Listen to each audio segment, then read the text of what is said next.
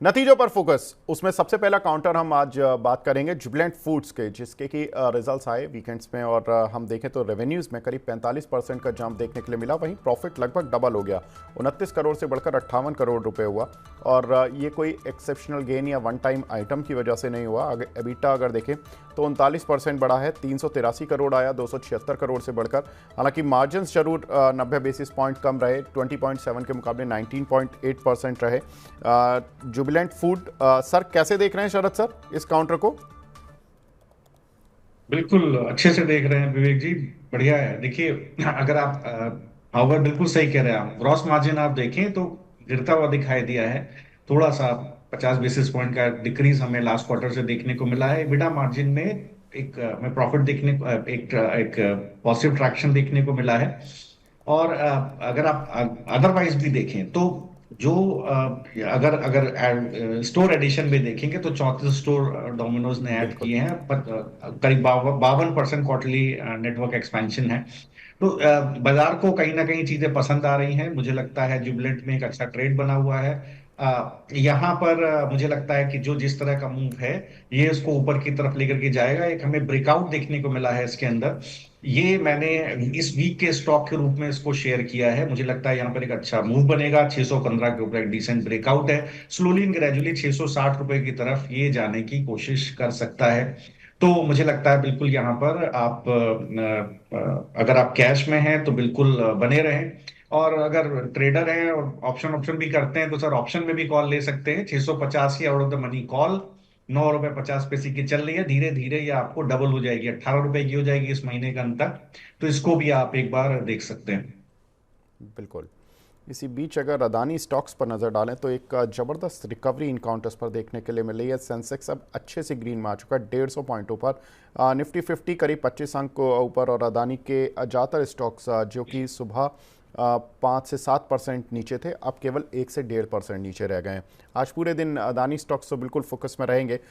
लेकिन दूसरा counter sir, हमारे दर्शकों के सवाल भी काफ़ी आते हैं। शिपिंग कॉरपोरेशन आज की टॉप गेनर्स लिस्ट में भी है और कंपनी के रिजल्ट्स भी सपोर्ट कर रहे हैं कंपनी के जिस तरह के परफॉर्मेंस है आज के शेयर का, और जो अभी तक का पास परफॉर्मेंस रहा। रेवेन्यू 26% बढ़ा सर, प्रॉफिट 69% बढ़ा।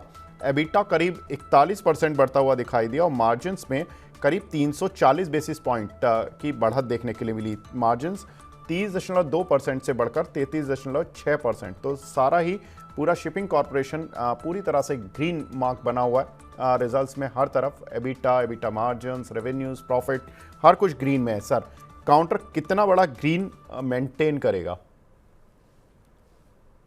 देखिए, मैं बार बार कहता आ रहा हूँ, ये अगला HAL है सर।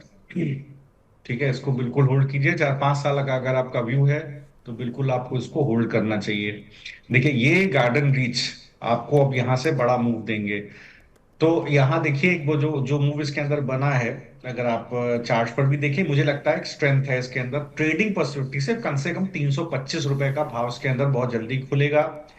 जो आज का लो है 265, उसी को आप स्टॉप लॉस रखिए। बाय ऑन डिप्स भी कर सकते हैं क्योंकि आज काफी चला है। 10% के 9.5% लगभग चल गया है। तो जी। 260 का स्टॉप लॉस रख करके बाय ऑन डिप्स करिए। कहां तक खरीदे? 275 ही मिले तो खरीदिए। धीरे धीरे करके ये 300 325 तक तो कम से कम जाएगा ही जाएगा। इसके बाद वहां कंसोलिडेट करे तो ऊपर का आप रास्ता और देख सकते हैं। जी सर, आपने बताया कि ये शेयर अगला HAL बनेगा। HAL को तो हम कहानी जानते हैं, 5,000 तक पहुंच गया। तो आप टारगेट क्या ले रहे हैं सर शिपिंग कॉरपोरेशन के लॉन्ग टर्म में? जी, मुझे लगता है कम से कम देखिए, आने वाले समय में ये स्टॉक नहीं कुछ तो 1500 से 2000 की ट्रेजेक्टरी में ट्रेड करता आपको दिखाई देगा। 4 से 5 साल का समय दीजिए। उसका बहुत सिंपल रीजन है। देखिए, जो शिपिंग इंडस्ट्री है उसमें अगर आप फ्रेट चार्जेस देखेंगे तो करीब, जितना मैं समझ पाता हूँ, $80 बिलियन के आसपास सालाना फ्रेट चार्जेस है। 60 से 65 बिलियन डॉलर चाइना की कंपनीज को जाता है। तो सरकार को दर्द है। और आपको पता है, सी रूट से सबसे ज्यादा business transactions in and inflow and outflow होता है इंडिया का। तो जिस तरह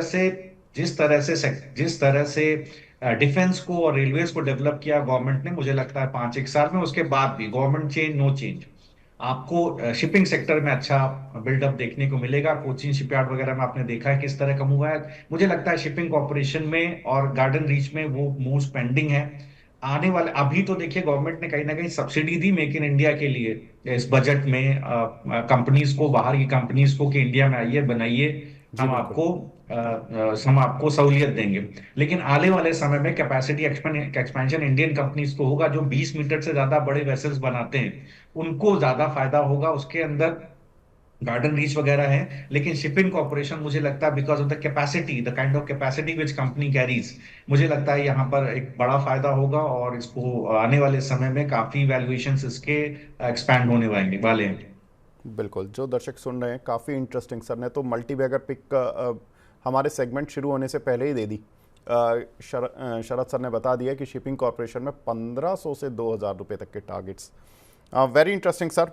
तो सर ये जो लोग HAL BEL इस तरह के शेयर्स में फंसे हुए हैं, वो फंसे रहें या वहाँ से बेच के शिपिंग कॉरपोरेशन में शिफ्ट हो जाएं? नहीं, देखिए, अगर आप बीएल वगैरह को देखें, बीएल के साथ स्टोरी ही डिफरेंट है। बीएल एचएल की आप देखें तो स्टोरी ही डिफरेंट है। जो कंपनी लगातार कैपेसिटी एक्सपेंशन कर रही है, बीएल को आप देखिए, लास्ट फाइनेंशियल ईयर में करीब टर्नओवर ही 20% बढ़ता हुआ दिखाई दिया था, 50% पैट बढ़ता हुआ दिखाई दिया था। तो सर ये सारी चीजें, अगर आप देखें, 50,000 करोड़ का तो इस साल ऑर्डर इनफ्लो है बीएल के लिए। तो ये सारे मल्टी बैगर रहने वाले हैं। कैपेसिटी आप, मैं हमेशा कहता हूं, डिफेंस में जहां पर एक्सपोर्ट ड्रिवन मार्केट है, या रेलवेज में जहां पर दूसरी कंट्रीज से भी ऑर्डर बुक आ रही है, वहां पर आपको काफी फायदे हैं। उसको होल्ड करिए, ट्रेडिंग पर्सपेक्टिव से नहीं, बट इन्वेस्टमेंट पर्सपेक्टिव से। जी। इस साल भी देखेंगे तो बीएल ने करीब 800 करोड़ रुपए का केपेक्स प्लान किया हुआ है। तो देखिए सर, जहां कैपेसिटी एक्सपेंशन से वो तभी होंगे जब ऑर्डर बुक होगी, जब बिल्कुल कैपेसिटी यूटिलाइजेशन होगा। तो ये सब मल्टी बैगर्स है, ये आने वाले समय में भी रहेंगे। हम लोग ने देखा भी है, बिल्कुल। मुझे लगता है काफी मल्टी बैगर्स पहले भी हम लोग देखते रहे हैं। बीएचईएल वगैरह को 50-50 रुपए से ट्रैक कर रहे हैं, 70-80 रुपए से आरईसी पीएफसी को ट्रैक कर रहे हैं, बीएल एचएएल को कहाँ कहाँ नीचे भाव से, और ये सब चलते रहेंगे। देखिए, डिफेंस के ऊपर गवर्नमेंट एक्सचेकर बढ़ाना, गवर्नमेंट एक्सपोर्ट बढ़ाना, अगर एक्सपोर्ट नहीं बढ़ेगा तो हम लोग हमेशा ट्रेड डेफिसिट में रहने वाले बिल्कुल हैं। और गवर्नमेंट एक्सपेंडिचर बहुत इंपॉर्टेंट होता है जीडीपी ग्रोथ के लिए। प्राइवेट केपेक्स हो ना हो, विवेक जी, ये तो आप बहुत फॉलो करते हैं, देखिए आप तो जबरदस्त पढ़ते हैं। तो देखिए सर, आप देखिए, गवर्नमेंट एक्सपेंडिचर के लिए हमको ट्रेड डेफिसिट को ट्रेड सरप्लस में कन्वर्ट करना होगा, तो एक्सपोर्ट बढ़ाने होंगे। एक्सपोर्ट क्या, हम लोग नेचुरल, हमारे पास नेचुरल रिसोर्सेज तो है नहीं ज्यादा कंट्री में, तो हम लोग बिल्कुल डिफेंस में, रेलवेज में, ठीक है सर, शिपिंग में, इन्हीं सब में एक्सपोर्ट बढ़ा सकते हैं। तो बिल्कुल। यही सारे सेगमेंट्स हैं।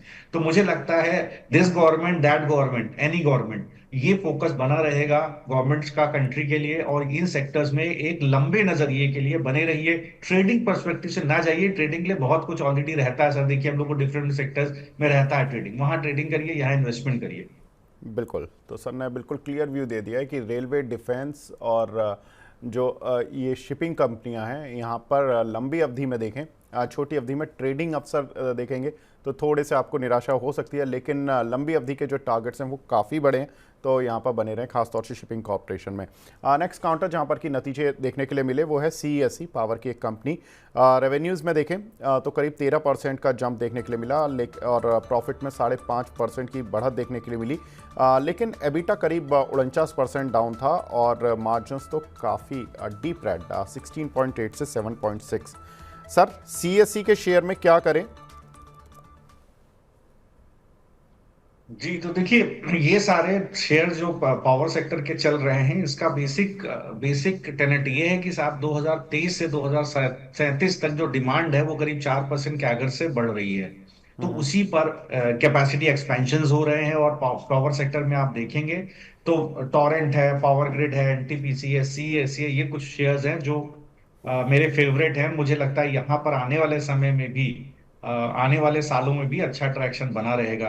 अब देखिए, रिजल्ट को अगर आप सीएससी को देखें तो काफी कुछ इसके अंदर डिस्काउंटेड है, स्टॉक काफी रेंज बाउंड रहा है, अगर आप देखेंगे जुलाई में बिल्कुल पूरे। तो मुझे लगता है सर, जब तक ये ऊपर की तरफ अगर आप नया ट्रेड लेना चाह रहे हैं, जब तक ऊपर की तरफ 180 के ऊपर ना निकले, मुझे नहीं लगता इसके ऊपर जो इसका हाई था इस महीने का, वो 182 के ऊपर था, जब तक उसके ऊपर न निकले, बिल्कुल इसको अभी बाय मत कीजिएगा। काफी चीजें, ये इन्वेस्टर्स को, ट्रेडर्स को समझ होते हैं, काफी चीजें डिस्काउंटेड होती हैं, प्री रिजल्ट डिस्काउंट हो जाती हैं। तो जब तक 182 के ऊपर निकले, इसके बाद ही खरीदिएगा। और उसके बाद अगर वो निकल गया 182 के ऊपर, फिर ये प्रीवियस हाई तोड़ेगा 192 का, फिर ये आपको सीधे 200 220 की ट्रेजेक्टरी में दिखेगा। काउंटर बहुत अच्छा है सर, 4 काउंटर के नाम मैंने लिए, चारों ही मुझे पसंद है। देखिए किस तरह के मूव इन चारों ही काउंटर में देखने को मिले हैं, टॉरेंट है, पावर ग्रिड है, एनटीपीसी, सीएससी। तो मुझे सीएससी पसंद है, लेकिन जी बिल्कुल 182 के ऊपर खरीदिए। बिल्कुल। एक हमारे साथ दर्शक भी जुड़े हैं, अभय जी जुड़े हैं। अभय जी हाय, गुड मॉर्निंग सर, पूछिए अपना सवाल। है सर, नमस्ते सर। जी सर। तो मैं बेंगलोर से परसों में नया नया सीख रहा हूँ, तो मैं पीएनबी में 500 शेयर लिया हूँ 125,000। तो क्या करना सर उसको? और हाँ, और एक आईओसी में लिया हूँ 250, वो 185 प्राइस में। ठीक है, ले लेते हैं सर, आपके दोनों ही सवाल ले लेते हैं, कोई बात नहीं, क्योंकि काफ़ी दर्शकों के सवाल भी इनसे मैच कर रहे हैं। पीएनबी सर 125 रुपये के लिए हुए हैं, आईओसी 185 रुपये के लिए हुए हैं, क्या करें सर, दोनों में नुकसान? जी, तो देखिए पीएनबी में आप बिल्कुल सही, अगर आपने 125 पे लिया है तो ये मान के चलिए थोड़ा थोड़ा आपको पैसा, और अगर आप देखिए लंबी अवधि के लिए है, आपने अवधि डिस्कस नहीं की, शायद मैं ही सुन नहीं पाया। तो अगर आप लंबी अवधि के लिए करीब साल भर होल्ड कर सकते हैं, जैसा मैं सुन पाया, आप नए नए इन्वेस्टर हैं, तो बिल्कुल पीएनबी को होल्ड कीजिए, वो प्रॉब्लम नहीं है इसके अंदर। मुझे लगता है कोई गिरावट होती तो 105 रुपए तक भी गिर सकता है, लेकिन आप इसको ऐड करिए सर। आप ऐड करेंगे तो ये स्टॉक आने वाले समय में आपको करीब, आप मान करके चलें, दोबारा 140 या 150 तक के जोन में भी दिखाई देगा। 1 से 1.5 साल का आप व्यू इसके अंदर रखिए। जहां तक बात आप आईओसी की कर रहे हैं, देखिए एक बेस बना हुआ है स्टॉक के अंदर करीब 167 के आसपास, वहीं आप अपना स्टॉप लॉस रख लीजिए। वहीं इसका 50 day exponential moving average placed है। उसके नीचे खिसक जाए तो जरूर आप इसको इसमें से निकल सकते हैं।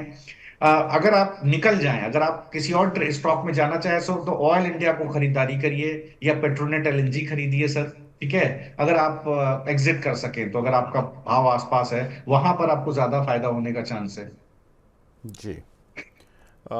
एक और नतीजा सर जो हमें आता हुआ दिखाई दिया वीकेंड्स में, वो था आइनॉक्स विंड, जिस पर कि दर्शकों के काफ़ी सवाल आते हैं। रेवेन्यूज़ में सर 83% का जंप देखने के लिए मिला, और कंपनी घाटे से मुनाफे में आ गई। 65 करोड़ का लॉस था, 50 करोड़ का प्रॉफिट।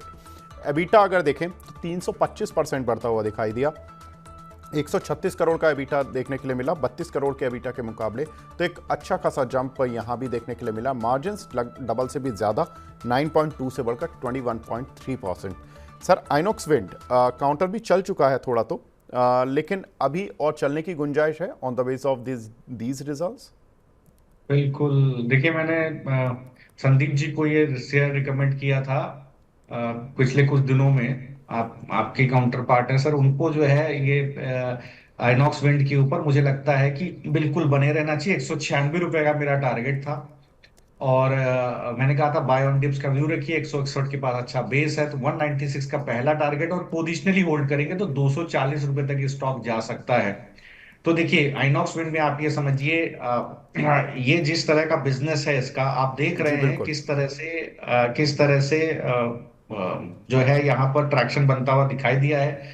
और आइनॉक्स ग्रीन एनर्जी का 60% का मार्केट शेयर है। क्लाइंट बहुत अच्छे हैं, Tata power, Adani, NTPC, NHPC, PTC, oil India, बेहतरीन देखिए क्लाइंट बेस है।